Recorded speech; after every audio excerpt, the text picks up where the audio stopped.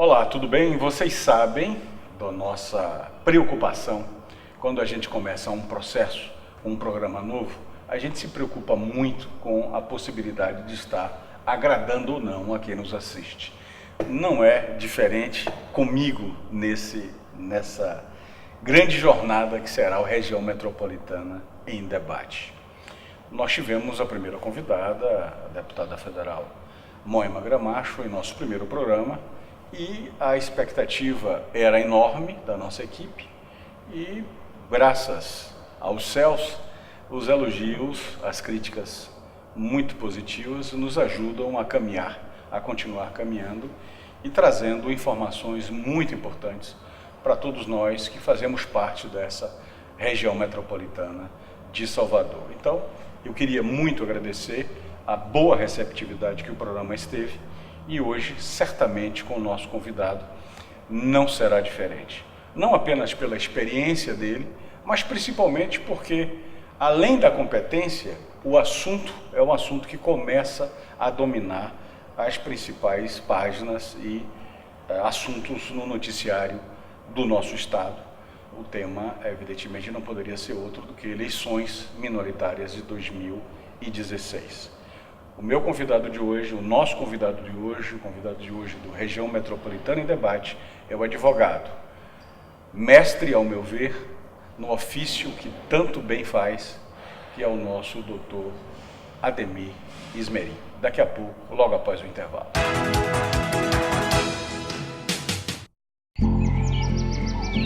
Dá licença, meu senhor. Dá licença pra ioiô.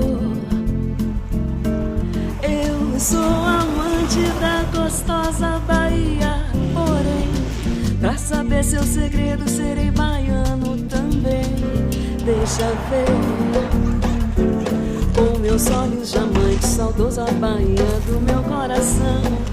Deixa ver, deixa ver. Teus sobrados, igrejas, teus santos, ladeiras e montes, tal como postal. Dá licença de rezar pro nosso Senhor do Bom Fim. Salve a Santa Bahia imortal, Bahia dos sonhos meu. Verão na Bahia, todo mundo ama.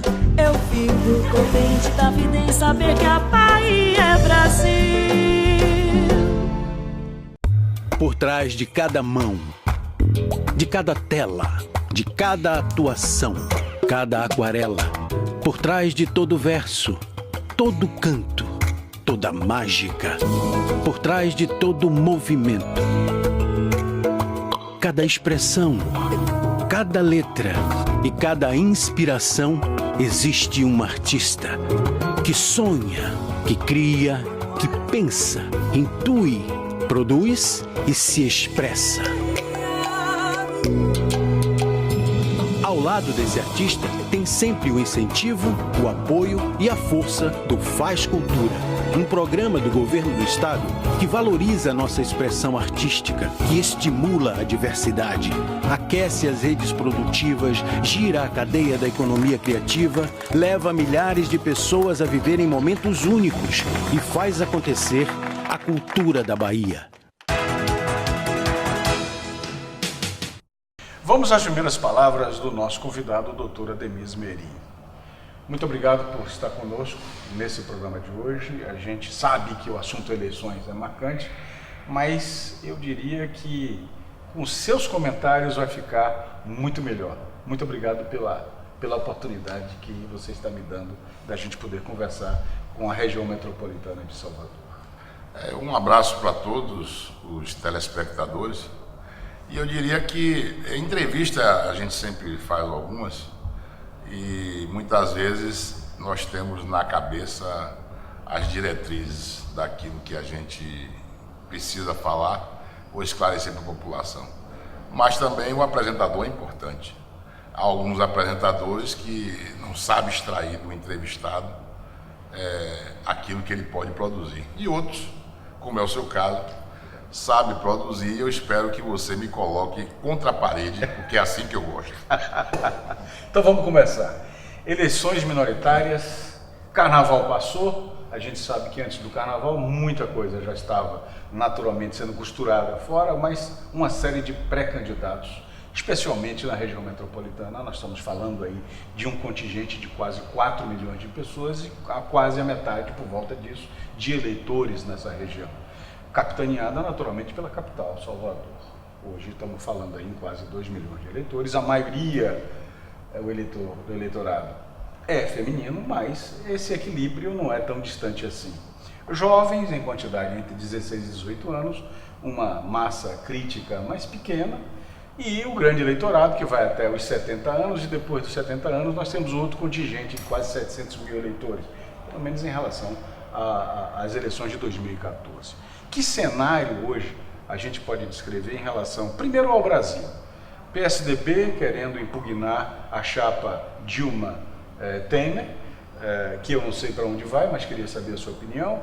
Depois, do lado de cá, do lado estadual, não há outro cenário que não seja a expectativa de pré-candidatos. E aí a gente quer começar com essa observação. Vai emplacar o PSDB, ou o que eles querem, a oposição, para desconstruir a vitória de Dilma e Michel Temer? Vai dar em alguma coisa? Olha, primeiro é o seguinte, essa questão do eleitorado fracionado, como você coloca aí, da questão do eleitorado mais jovem, de mulher, essa coisa toda, ele na verdade se condensa num grande bolo. Então, muitas vezes você tem uma preferência da juventude por um determinado candidato e você tem uma preferência das mulheres e na verdade, da prática hoje eu não vejo, inclusive, essa divisão muito clara. Isso não decide a eleição. Não, você tem aí um partido, inclusive das mulheres, que foi criado recentemente, que me parece que de mulher só tem a presidente, né? Todos os deputados que foram Pois é, houve uma migração enorme demais do sexo masculino. Houve uma migração e, na verdade, do ponto de vista feminino, é natural, porquanto a participação feminina é muito menor do que a participação masculina. Se está certo ou errado, aí eu não vou entrar nisso, porque eu acho que política as pessoas se credenciam a partir das suas aptidões. Então, independente da questão do sexo. Eu acho que, do ponto de vista da juventude, eu temo um pouco, porque a juventude ela está muito descrente. E a juventude, inclusive, essa juventude que você fala, 16 anos, ela não conhece outra realidade a não ser o PT governando. É verdade. Então, você não tem um histórico de comparação, como tem as pessoas mais velhas, de já ter enfrentado a administração de PMDB, de PFL, e etc, etc. Então hoje você não tem essa coisa. Salvador é um caso relativamente raro, porque você nunca teve PT em Salvador, né? É verdade. Curiosamente não. Você teve João Henrique, que era um turista partidário, eu não posso nem dizer que partido. Pois é, ele era um turista partidário. Ele comprou uma passagem na rodoviária e ficou circulando por partido. E você tem a administração de ACM Neto, então você pode comparar. Porque você tem um governo estadual do PT e você tem um governo do DEM, que são inclusive inimigos, né? Sim. Eles não se alinham de jeito nenhum. Então, do ponto de vista dessa questão, dessa massa sociológica, eu acho que isso vai condensar num bolo só, e aonde não há, por exemplo, ninguém vai se eleger por ser mulher ou vai se eleger por ser jovem. Vai se eleger como um todo, onde a gente não vai poder identificar qual é o eleitorado efetivamente que vai influenciar mais. Claro que, por exemplo, aí nas pesquisas você encontra o eleitorado do subúrbio que vota em fulano, ou que vota em ciclano, você encontra o eleitorado da Barra, da primeira zona. Territórios específicos. Você encontra guetos eleitorais que são analisados, inclusive, pelas próprias campanhas, das pesquisas que eles fazem, para direcionar a campanha. Mas eu vejo, por exemplo, a administração hoje de ACM Neto, a administração de Rui Costa, eu vejo como uma coisa muito condensada naquilo que eles se pretendem fazer. Eu acho que todos os dois estão saindo muito bem. Focados. Naquilo que eles imaginam que sejam a própria administração. Mas eu lhe perguntava sobre PSDB. o PSDB. Em relação à ação do PSDB, o que ocorre é o seguinte: na legislação eleitoral, nós temos hoje uma AIME, que é o que está uma das ações que tem aí, me chama-se Ação de Investigação Judicial Eleitoral, que nesse caso está sendo utilizada pelo PSDB como abuso de poder econômico. Ou seja, eles estão alegando que a presidente Dilma gastou demais e que houve inclusive essa interferência da questão da Lava Jato, com doações, etc, etc. E ontem, inclusive, no episódio da decretação da prisão do marqueteiro, João Santana, que eu espero em Deus torço que ele saia dessa, claro, porque realmente está dando pena em algumas situações nesse país. E Mônica também, né? E eu sempre o tive, não tenho nenhuma intimidade com ele, mas o tive em boa conta. Então a gente, como ser humano, torce que ele saia dessa. Como aquela coisa, E quando eu estava conversando com o meu povo hoje, meus colegas de trabalho, dizendo o seguinte, que, por exemplo, se o juiz está acusando ele de ter recebido 3 milhões lá no exterior e está lá aprovado a conta, ele disse que é de campanha externa, então ele vai lá e mostra o recibo, pronto, então em meia hora o juiz vai soltar isso. E se tiver que recolher impostos, o faz. Né? Exatamente. Agora, se ficar nesse jogo, porque não é bem assim e tal, igual a questão do sítio, né? Vai para lá. Sim, pois é, o sítio. Não, o sítio já saiu de Atibaia, já foi para São Paulo, já foi para... O sítio passeia muito, né? É verdade. Já veio para Bahia e tal. Então, é isso aí. Aí, a questão da ação do PSDB, o que eu entendo como técnico, é que o partido, ele juntou as provas no momento que ele fez a ação. Inclusive, ele fez ilações, né? Na verdade, ele fez muitas ilações e provou pouca coisa. Eu não acredito que o juiz do Tribunal Superior vai aceitar esse tipo de prova agora.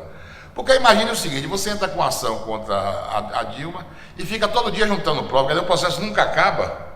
Você nunca constitui nada, e em direito você tem que fazer a prova imediata. Por exemplo, você está com a ação me cobrando porque eu dei um cheque para você, está sem fundo. Qual é a sua obrigação? Você entrar com a ação contra mim e juntar o cheque sem fundo, né, para fazer a prova do que você está alegando.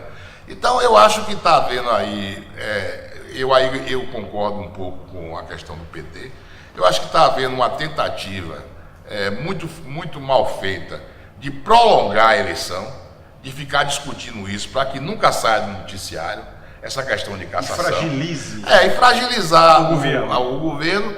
E nós, pobres mortais, né? Pobres mortais estamos dependendo disso. Estamos pagando preço, a população está pagando preço. Nós estamos pagando preço aí muito caro em função dessa crise política, dessa crise em relação à questão dos processos da Lava Jato. E a sociedade, ela está ficando um pouco sufocada. Sim, mas isso tudo em nome da democracia ou se aproveitando da democracia, a tal democracia? Eu acho que está se aproveitando muito da democracia e da flexibilidade da própria legislação. Porque a justiça eleitoral, ela é uma das mais rígidas do Brasil, eu acho que é a mais rígida do Brasil. É porque você vê abrir uma coisa, quantos prefeitos você sabe que foi cassado? Quantas pessoas foram impedidas de lançar candidatura? Tudo isso em função da atuação da Justiça Eleitoral. Algumas coisas eu não concordo, eu acho que há muita pirotecnia em relação a, por exemplo, doação de campanha. Né? Você tem uma doação de campanha que o Supremo proibiu das empresas fazerem doação para a campanha. Como é que você imagina fazer uma eleição no município de São Paulo, sem doação de empresa? Uma cidade tecnicamente e na prática extremamente empresarial. E com alguns equívocos, né? Eu vou dar só um exemplo. O município de Camaçari tem 165 mil eleitores, aproximadamente. Então, pelas novas regras, o candidato a prefeito vai poder gastar lá 3 milhões e 78 mil, se não me engano, em Camaçari, o candidato a prefeito. Muito bem. Em Feira de Santana, que tem muito mais habitantes do que Camaçari, o candidato a prefeito só vai poder gastar 1 milhão e 98 mil. Devido a? O novo cálculo do tribunal, porque é o seguinte, o tribunal calculou os municípios que tem segundo turno, que existe a possibilidade. No caso de Feira, o caso de Feira, Conquista e Salvador, o candidato a prefeito só vai poder gastar 50% do que gastou na última eleição. Então, o cálculo que foi feito dá, aqui em Salvador, 10 milhões e 900, quase 11 milhões. Em Camaçari vai dar 300 e poucos milhões. e em feira 1 milhão e 100, mais ou menos. 3 milhões, 3 milhões. 1 milhão. Então quer dizer que Camaçari, com um eleitorado menor, vai poder gastar mais que em Feira de Santana. Então é porque essas na verdade não é lei, né? São interpretações do Supremo, feito, eu diria, em alguns espaços não muito claros, né? E aí leva essas distorções, porque quando você faz uma lei efetivamente pelo Congresso, você tem lá o dispositivo todo, ele se preocupa com tudo, e muitas vezes erram, né? Precisa o Supremo complementar, mas quando é uma interpretação... Mas uma coisa é certa, doutor Ismeri, não é lógico esse raciocínio. Não é absolutamente lógico. Você imagine, os municípios com até 10 mil eleitores têm uma cota mínima. Essa cota mínima prefeito, ele pode gastar até 100 mil e vereador 10 mil. Vereador a cota 10 mil? mínima, município até 10 mil eleitores. Certo. São Francisco do Conde tem 28 mil, sei lá quanto, mas como ele gastou menos na eleição passada, pelo menos declarado, caiu nessa regra. Vai pagar o preço. Caiu nessa regra. O máximo em São Francisco do Conde é 100 mil reais. Nós estamos falando no caso da Bahia, mais ou menos 10 milhões de eleitores, né? Estamos falando em Itaparica, Vera Cruz, na região metropolitana, Lauro de Freitas, Simões Filho, São Sebastião do Passé, Candeias, Camaçari, Dias Dávila, se a gente analisar, Pojuca, se a gente for analisar no pacote e outras cidades que compõem a região metropolitana, quando a gente soma isso aí, a gente vai ver uma economia muito forte, a presença de um cinturão empresarial muito denso, porque a região mais industrializada está nessa região metropolitana, e a proibição de doação de campanha, em campanha.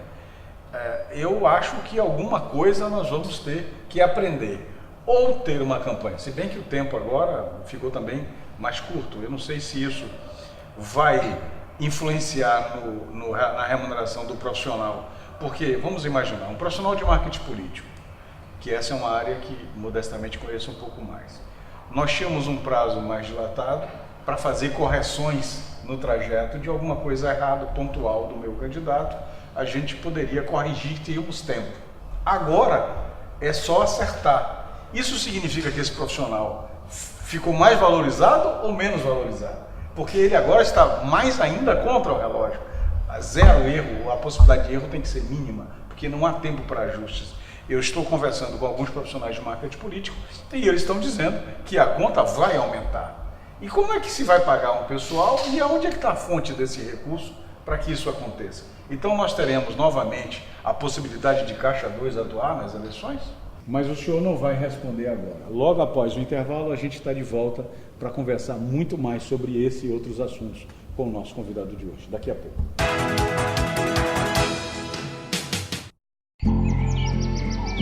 Dá licença, meu senhor.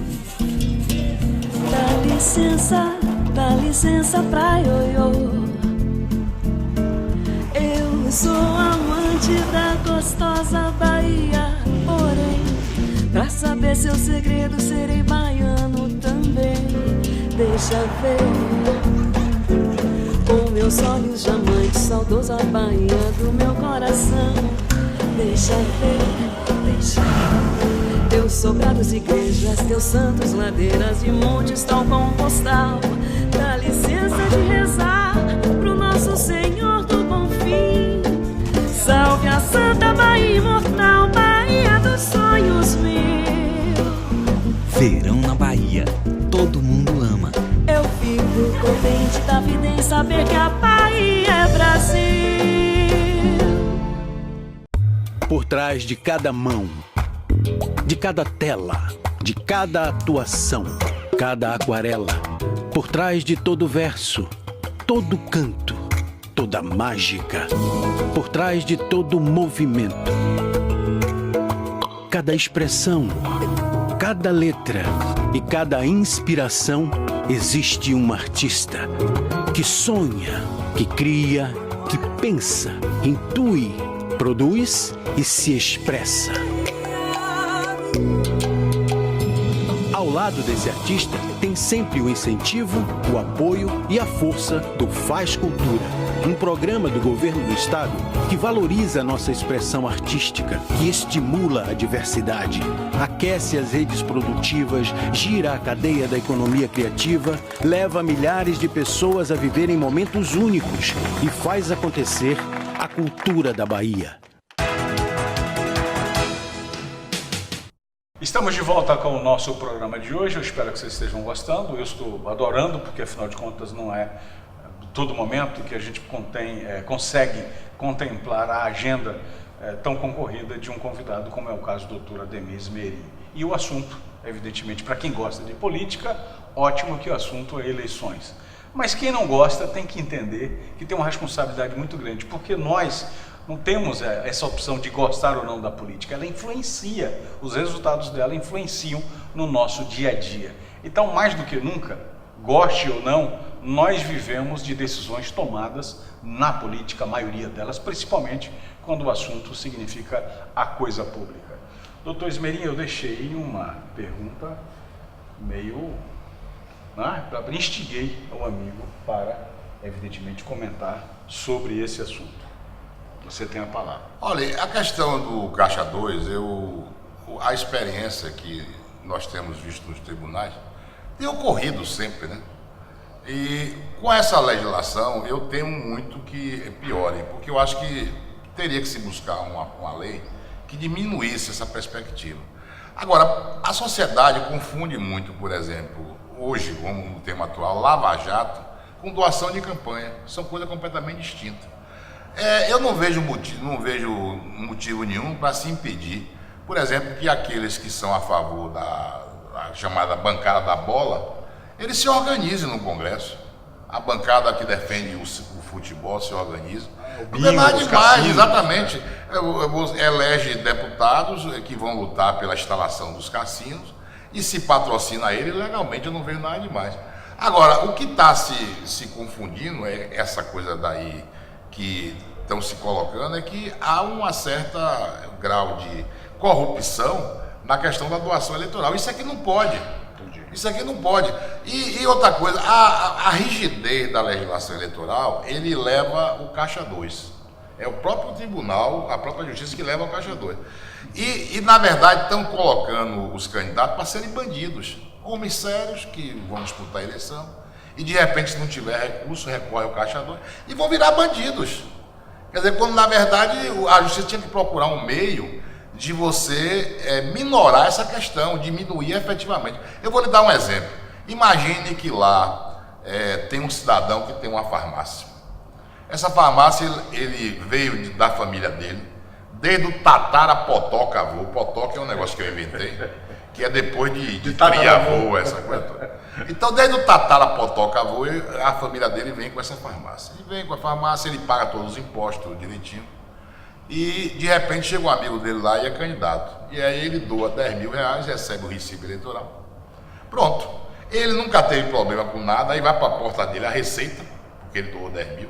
Vai para a porta dele o Ministério Público, os partidos adversários para fazer a fiscalização, e ele ainda pode ser denunciado por alguma coisa. E se ele vier a fornecer à prefeitura numa licitação, ele foi beneficiado. Exato. E tal e tal. Então, essa pirotecnia leva muito a você, às injustiças. O nome dele da farmácia dele vai para o site do TSE.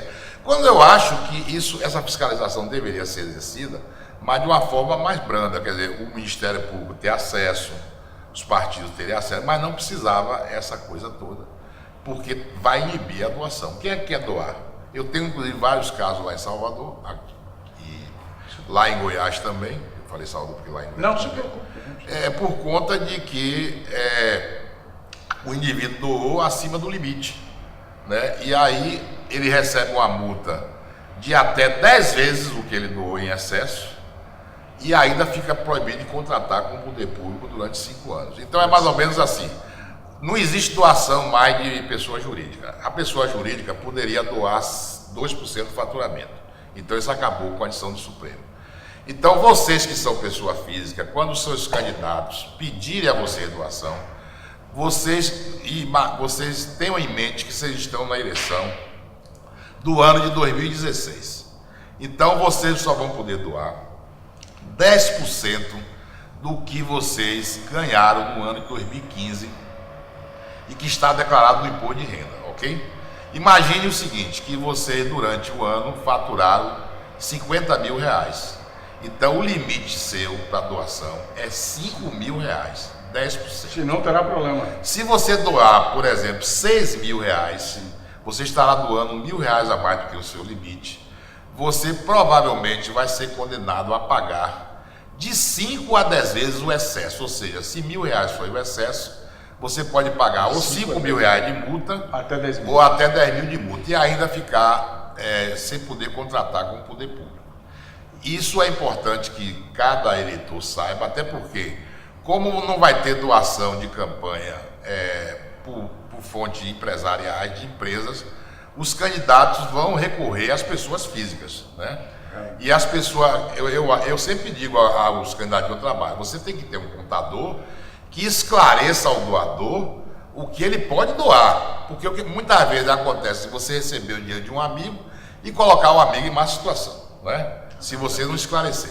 Mas de qualquer sorte, o seu programa já está prestando um serviço de utilidade pública, informando que o doador ele só pode doar até 10%. Você me perguntou sobre a questão do marketing, se eles vão ter mais trabalhos ou menos trabalho.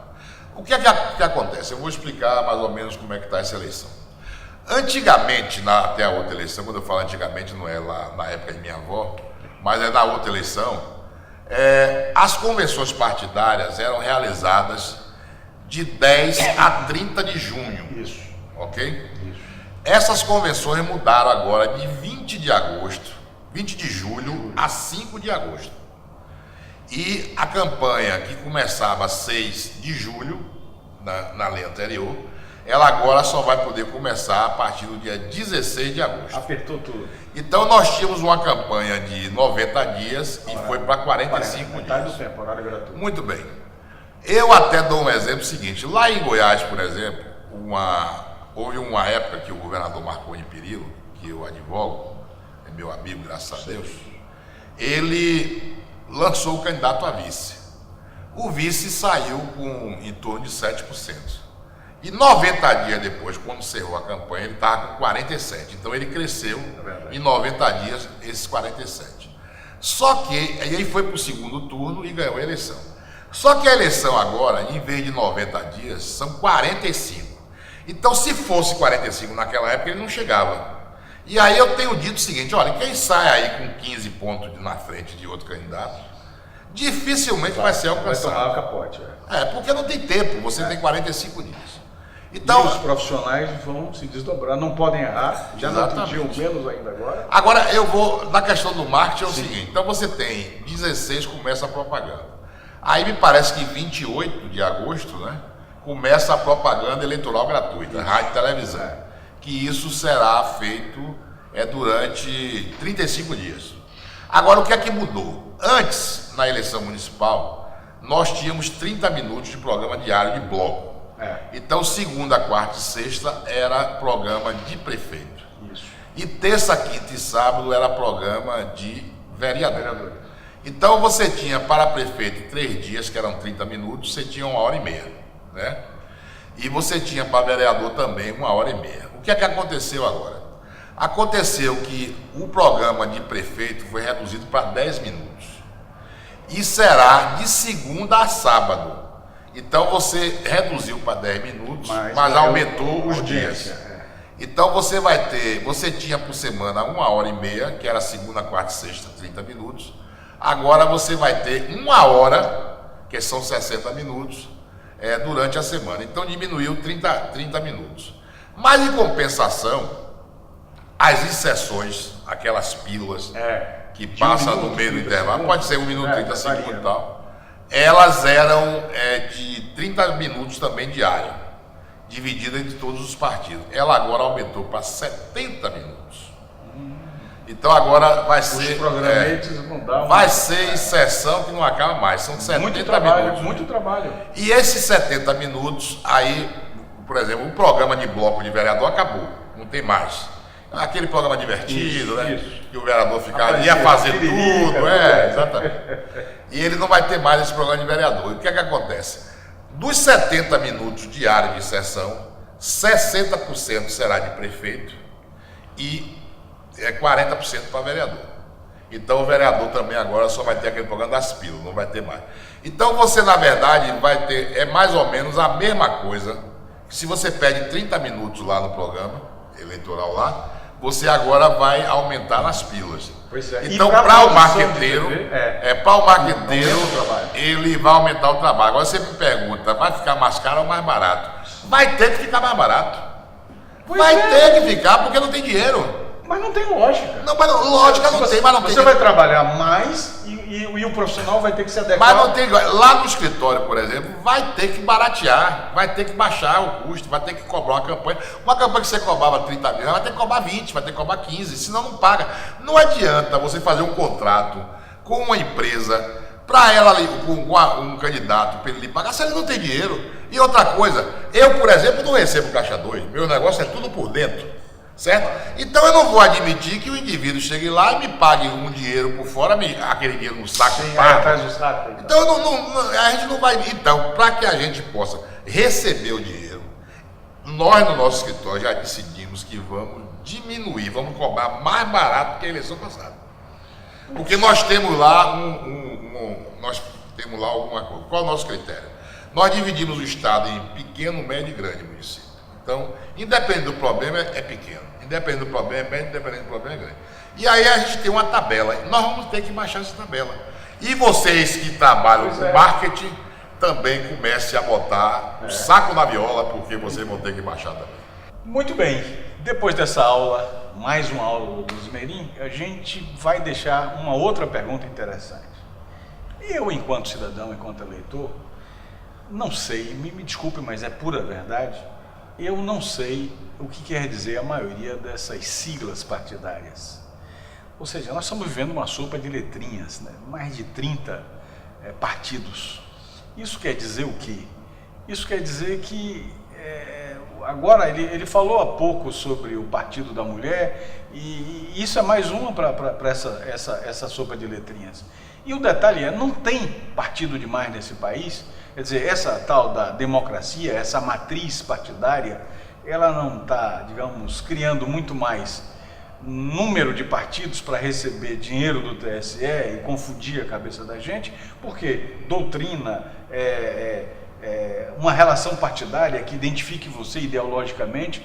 Sinceramente, eu me sinto perdido, mas vamos ouvir a opinião de quem efetivamente atende a inúmeros partidos, não apenas durante o período eleitoral, mas também no acompanhamento do dia a dia de muitos desses partidos, que é o doutor Esmerim. Daqui a pouco, logo após o intervalo. Continue conosco.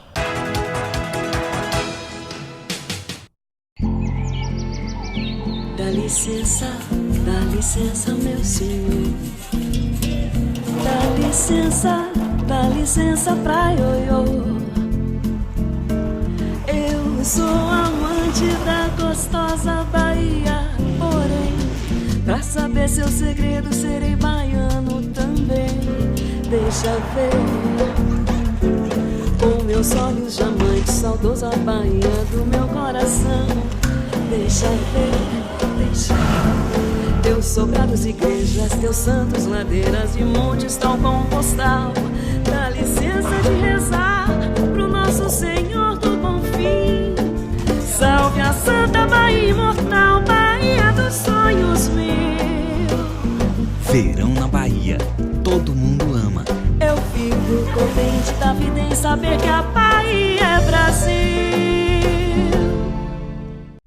Por trás de cada mão, de cada tela, de cada atuação, cada aquarela, por trás de todo verso, todo canto, toda mágica, por trás de todo movimento, cada expressão, cada letra e cada inspiração, existe um artista que sonha, que cria, que pensa, intui, produz e se expressa. Ao lado desse artista tem sempre o incentivo, o apoio e a força do Faz Cultura, um programa do governo do estado que valoriza a nossa expressão artística, que estimula a diversidade, aquece as redes produtivas, gira a cadeia da economia criativa, leva milhares de pessoas a viverem momentos únicos e faz acontecer a cultura da Bahia. Muito bem, de volta ao nosso programa de hoje. Você já sabe, estou tendo o privilégio de conversar com o Dr. Ademir Esmerim, advogado, escritório especializado em legislação eleitoral, tem clientes em todo o Brasil, especialmente atua muito dentro dos municípios baianos de maneira efetiva e tem no seu hall de clientes personalidades muito conhecidas na política brasileira. Obviamente que a gente tem que extrair nesse bate-papo de hoje informações que às vezes, para quem não gosta da política, fica até um pouco meio chato, mas eu diria que, olha, não há nada chato quando a gente está falando sobre cidadania, e isso significa também conhecer mais sobre o assunto da política. Nós vivemos no estado que hoje já ultrapassou a barreira dos 10 milhões de eleitores, o estado da Bahia, e a região metropolitana tem aí por volta de 2 milhões de eleitores. Isso quer dizer que a gente tem uma obrigação muito grande de estar atento, não apenas ao processo das eleições minoritárias de 2016, que estão, digamos assim, se aproximando, mas muito pré-candidato, um turbilhão de candidatos, pré-candidatos a vereador, a prefeito, vice-prefeito, mas uma coisa é certa, a escolha depende muito de uma avaliação e a gente tem um horário gratuito para ver isso, a gente tem a avaliação sobre os programas de governo, a gente tem a avaliação sobre o que são esses partidos. Mas quando o assunto chega, o que são esses partidos, nós temos um drama. 30 e tantos partidos estão, evidentemente, homologados ou legalizados ou atualizados junto ao TSE para entrar nessa disputa. Claro que muitos dos municípios não têm, naturalmente, às vezes no diretório municipal não tem uma representatividade maior, mas estão habilitados a entrar no processo eleitoral. A pergunta é, muito partido, muita letrinha, e não deveria se reduzir isso? Como é que o senhor vê isso na sua avaliação, democraticamente falando, mas também como especialista? Olha, eu acho que essa criação de partidos, ela atende justamente ao caráter democrático que a Justiça Eleitoral e o próprio Congresso quis dar. Agora, na prática, ele tem mostrado como uma forma de escapar de determinadas coisas. Criar-se partido para ser dono de partido, para negociar tempo. O fundo partidário aumentou muito, inclusive já era alto, estava 300 e tantos milhões. Agora acho que está quase 800 milhões, entendeu?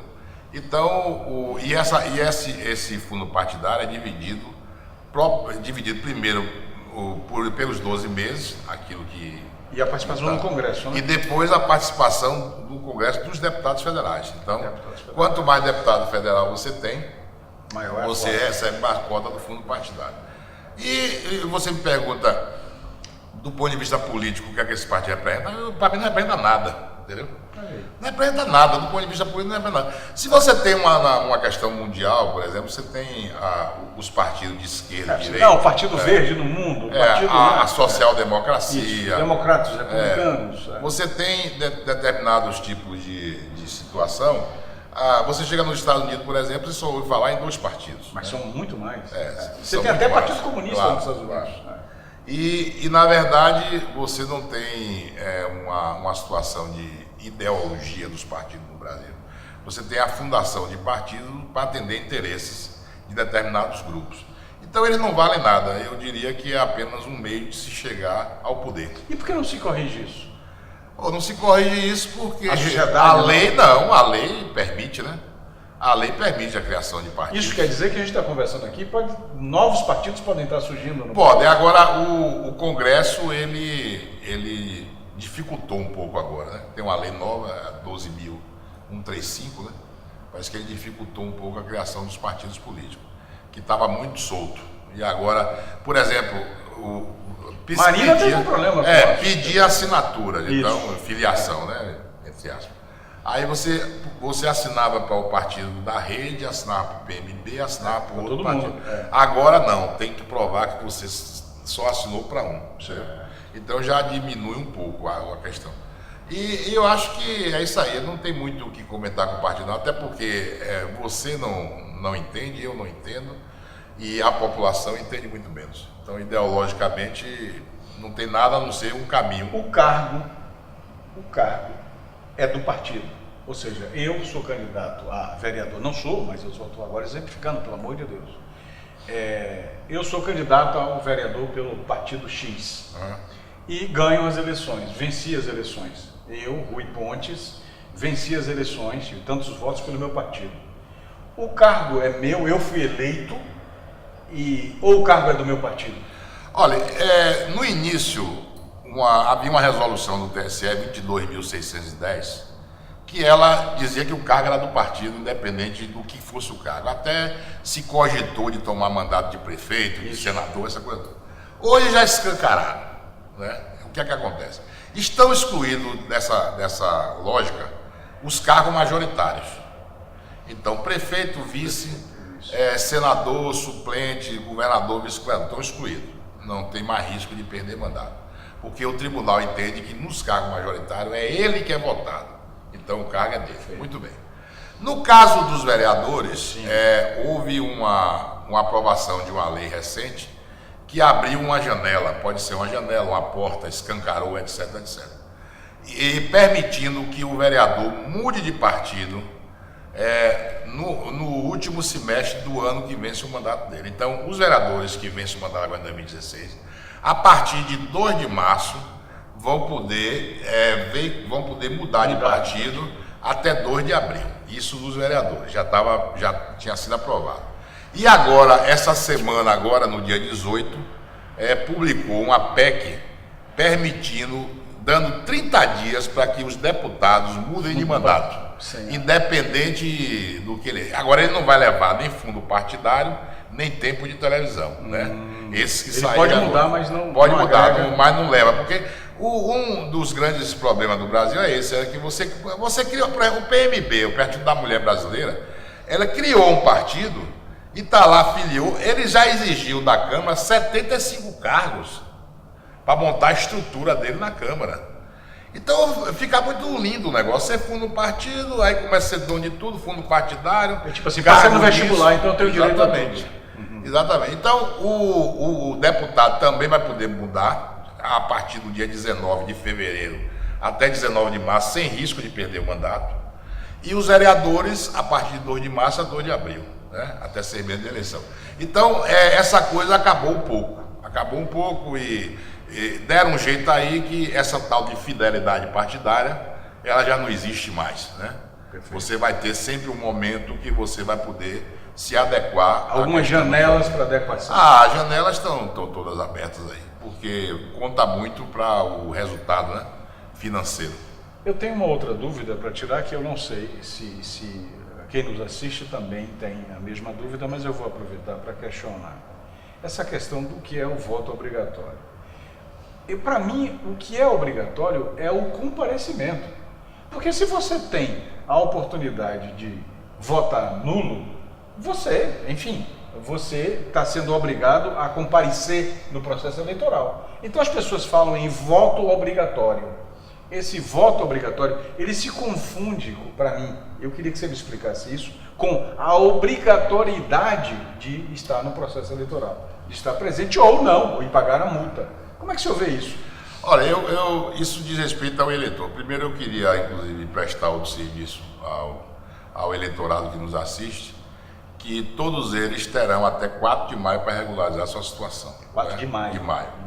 Então não deixe para a última hora. Por exemplo, quem quer pedir transferência, mora nesses municípios atingidos pelo programa e de repente mudou-se de outra cidade, deverá providenciar.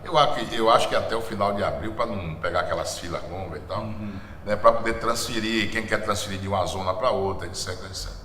Então ótimo, o eleitor tem que comparecer. Muito obrigado pela lembrança. Muito tem que comparecer. E aí diz respeito ao eleitor. Na verdade você tem razão, o comparecimento que é obrigatório. Agora, se você pode votar em nulo e em branco, o voto é verdade que é obrigatório, mas não tem consequência nenhuma, né? É verdade. Porque o indivíduo, se bem que eu acho meio absurdo o indivíduo comparecer para votar nulo, né? Porque numa comunidade, veja bem, você tem lá 11 vereadores, eles vão ter que ser eleitos 11. Sim. Então, o prefeito vai ter que ser eleito. Então, você vote até no que você acha menos pior. Você se afastar, que não é correto. Mas eu não tenho consequência nenhuma. E aí, aqueles também, voltando, aqueles que não compareceram para votar, e quem não compareceu para votar na outra sessão, na outra eleição e não regularizou, vai ter que ir ao cartório para pagar uma multazinha, que é besteira, de 3 e poucos reais. Mas é importante se regularizar. Até o dia 4 de maio ele pode fazer tudo isso. Ele pode fazer tudo isso e tal. A multa ele pode, inclusive, tirar agora e fazer, mas o comparecimento dele para qualquer alteração terá que ser até maio. Muito bem. Depois do intervalo, a gente volta para o último bloco com as considerações finais do nosso convidado.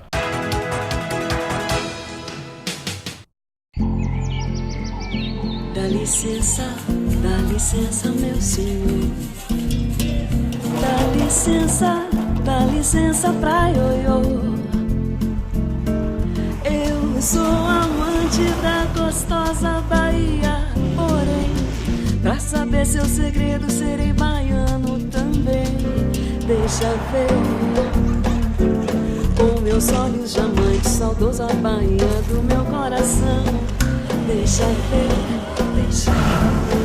Teus sobrados, igrejas, teus santos, ladeiras e montes tal como postal. Dá licença de rezar pro nosso Senhor do Bom Fim. Salve a Santa Bahia imortal, Bahia dos sonhos meu. Verão na Bahia, todo mundo ama.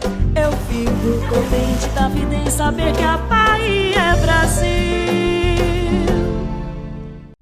Por trás de cada mão, de cada tela, de cada atuação, cada aquarela, por trás de todo verso, todo canto, toda mágica, por trás de todo movimento, cada expressão, cada letra e cada inspiração, existe um artista que sonha, que cria, que pensa, intui, produz e se expressa. Ao lado desse artista, tem sempre o incentivo, o apoio e a força do Faz Cultura, um programa do governo do estado que valoriza a nossa expressão artística, que estimula a diversidade, aquece as redes produtivas, gira a cadeia da economia criativa, leva milhares de pessoas a viverem momentos únicos e faz acontecer a cultura da Bahia.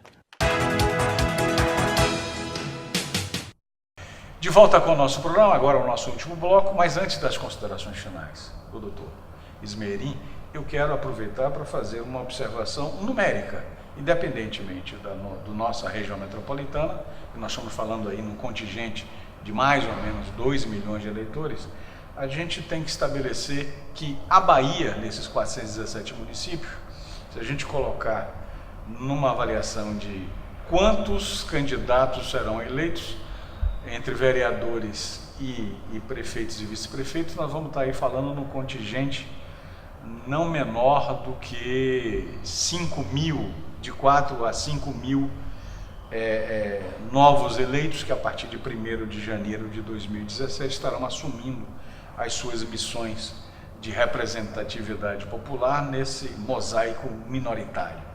Na outra ponta quantos candidatos nós vamos estar falando em termos de números, vamos ser, se nós estamos falando de eleitos mais ou menos 5 mil, de candidatos, a gente está falando de uma população aí de mais ou menos quantas pessoas? Olha, a legislação permite que cada partido lance o número de candidatos que tem, de representante. Uma Câmara, por exemplo, tem 11 candidatos, 11 vereadores, e vai poder lançar 11 mais 50%, né? Em alguns municípios, e outros podem até lançar o dobro, vai depender da questão do eleitorado, essa coisa toda. Então, nós vamos ter aí muitos candidatos. Você pode ter no município, até um município pequeno, você pode ter 40 candidatos, né? É verdade. A vereadora, a depender das variações, das coligações que eles podem fazer. Falando de Lauro de Freitas, vamos pegar um Lauro de Freitas como exemplo. Lá, hoje são 17 vereadores, né? Se você analisar o potencial desses partidos, que é uma representatividade muito boa, Camaçari também é muito politizado, enfim, Mas se você colocar quantos candidatos a vereadores nós teremos em Lauro de Freitas? Estou imaginando... Olha, se você, por exemplo, tiver 10 partidos Sim. que vão lançar candidatos isoladamente, você vai ter 17 mais 50%. Dá quanto isso? Dá 9, 18, dá 9, né? Que aproxima, né? Então 17 com 9, 26. Se você tiver 10, vai para 260. Né? Só aí. E ainda tem, inclusive, chamar a atenção dos partidos, porque a legislação ficou mais rígida em relação às mulheres. A proporção. As mulheres têm que ter 30%, tem que ter o mesmo 30%, mas é obrigatório preencher o número de mulheres. Não é mais facultativo, como foi há algum tempo atrás, que você chegava e dizia, não, deixou as vagas das mulheres, não preencheu, deixa pra lá. É obrigatório. Então os partidos que estão nos ouvindo, se preparem, filiem as mulheres e começar a trabalhar em cima disso. E você tem aí uma série de providências a serem tomadas, né, pelos partidos, a questão da desincompatibilização dos candidatos que ocupam cargo público. Ficha limpa, vai. A ficha limpa, quem tiver contas rejeitadas corre o risco de não ser candidato, né? Então tem toda uma série de instrumentos aí que é preciso se valer. Eu diria a você o seguinte, que essa eleição ela vai precisar muito mais de advogado do que antes. Ela judicializou demais, vai judicializar demais porque é muita coisa, né? Então é preciso que as pessoas, que os candidatos, os partidos tenham uma assessoria, porque tem candidato aí, rapaz, que tem partido que chega ao grau de responsabilidade. Você imagina o seguinte, quando termina uma eleição, mesmo que você tenha sido derrotado ou desistido da campanha, tem candidato que desiste no meio do caminho, ele tem que prestar conta. Mesmo tendo desistido. Mesmo tendo desistido. E o que é que acontece? Tem gente que não presta conta, o tribunal considera não prestadas contas e deixa ele inelegível por 4 anos. Ele não pode disputar a eleição seguinte. Então, o que é que custa um partido, por exemplo, ter um departamento jurídico, onde ele mande uma circular para todos os municípios que estão abrangidos por ele? Então, essas coisas têm que ser bem feitas. Porque eu tenho recebido, inclusive, pessoas lá no escritório, às vezes, que você não pode fazer nada. E minha senhora, a senhora não prestou conta, meu senhor, você não prestou conta. Eu não sabia. Você não sabia porque o partido não instruiu. Então é preciso que os partidos instruam, porque, inclusive, e eles vão andar muito aonde tiver, principalmente Salvador, Camaçari e tal, que vão ser mais disputados, esses lugares que tem emissora de rádio e televisão. Você vai ter que andar muito o jurídico e o marketing junto. Entendi. Porque é o que eu digo sempre, é difícil a gente ganhar processo toda hora, mas a gente tem que dificultar perder. Né? Então, quando a gente faz a coisa direito, quando a gente se azeita muito com o marketing, por exemplo, a gente evita de perder. Mesmo que a gente não ganhe, a gente otimiza evita de tudo, perder. né? Otimiza tudo. Exatamente. Suas considerações finais em relação ao programa de hoje, eu já quero antecipar os agradecimentos para quem está nos assistindo, quem está acompanhando o nosso trabalho, sabe que a ideia é contribuir para o desenvolvimento da região metropolitana. Claro, politicamente a gente sabe que, por mais que você leve informações, esse é um assunto que vai estar sendo naturalmente necessário que eu lhe reconvoque, porque eu já tenho como convocação, eu lamento, porque quando eu convido um amigo, às vezes ele tem a opção de dizer não, mas quando é convocação eu quero tornar isso evidentemente meio público, se evidentemente for possível para você, mas eu gostaria de mais adiante a gente ter, mais próximo inclusive depois do processo dessas convenções, que a gente volte a esse tema, porque tenho absoluta convicção de que isso vai ser muito importante para quem nos assiste. Eu queria agradecer a você e a sua equipe pela oportunidade de falar com a região metropolitana, dizer a você que estou à disposição. Só espero que você avise com um pouco mais de antecedência, porque na verdade eu não fui convocado, eu fui intimado dessa vez. Você me ligou ontem e me intimou para hoje, então... Mas a causa é logo, a causa é logo. Um pouco mais. Eu queria agradecer a você, elogiar a iniciativa. Eu acho que isso tudo é importante. Quanto mais esclarecimento, melhor para a sociedade, porque ela evita de cometer determinados tipos de atos que só vão prejudicar cada um. Alguns fazem porque gostam, outros fazem porque não têm conhecimento. E a sua obrigação você está cumprindo bem, levar conhecimento a quem não tem, para que cada um possa fazer a coisa mais direito possível. Muito obrigado, mas isso graças à qualidade dos nossos entrevistados. Na próxima semana nós temos um outro compromisso aqui neste canal. Muito obrigado pela companhia e não esqueça de mandar a sua contribuição, a sua sugestão e sua crítica. Lógico, você já sabe, está aqui o nosso e-mail. Muito obrigado e até o nosso próximo compromisso.